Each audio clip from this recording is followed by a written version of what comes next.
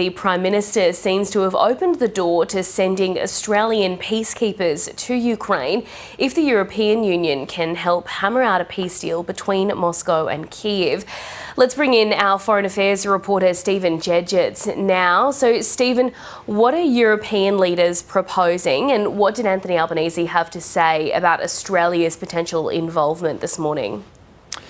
The European leaders are looking at a so-called coalition of the willing under what they've described as a four-point peace plan that Keir Starmer, the UK Prime Minister, has in particular championed. Now, to be clear, it's not at all clear at this point whether Russia or Kiev would be amenable to this deal, but this is the Europeans trying to come up with a plausible pathway which could lead to peace. And of course, the most important part of that proposal, as it stands at the moment, would be to send European troops in to put boots on the ground in Ukraine, perhaps in those areas that are currently being so furiously contested, in order to secure the peace. Now, that is something that has only really come over the last 24 hours or so.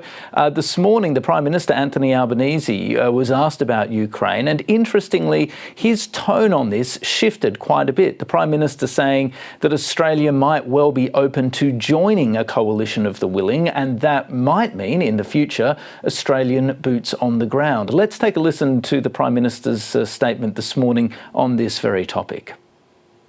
Now, Australia stands ready to assist. We've contributed $1.5 billion with $1.3 billion for military assistance directly. There's discussion at the moment about potential peacekeeping, and from my government's perspective, we're open to consideration of any proposals going forward. Australia has historically played an important role in areas including in Africa, in Cyprus, in a range of peacekeeping areas. We want to see peace in Ukraine, but we want to make sure that the illegal, immoral actions of Russia are not rewarded. And what's the coalition had to say about this?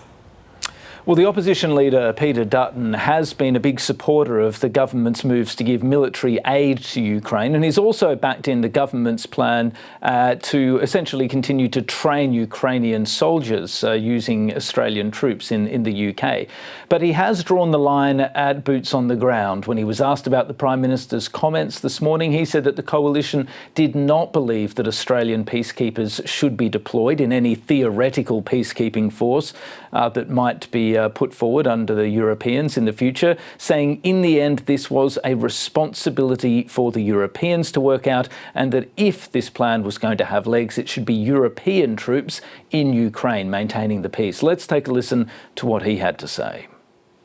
In terms of whether we should have boots on the ground in Ukraine, I don't support that.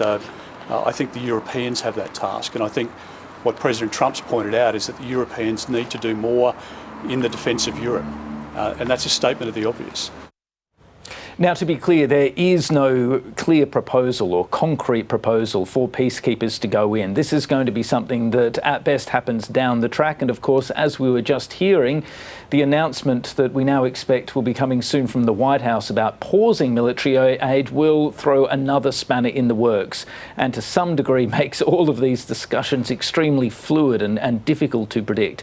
Nonetheless, the fact that we are seeing this rhetorical shift from Anthony Albanese and the government, which yesterday was briefing out that there wasn't much appetite for Australian boots on the ground, the fact we're seeing this shift towards a more open stance towards this possibility is significant and worth marking, and it does signal, at least in the Labor Party's mind, that there could be a role for Australia to play in the future.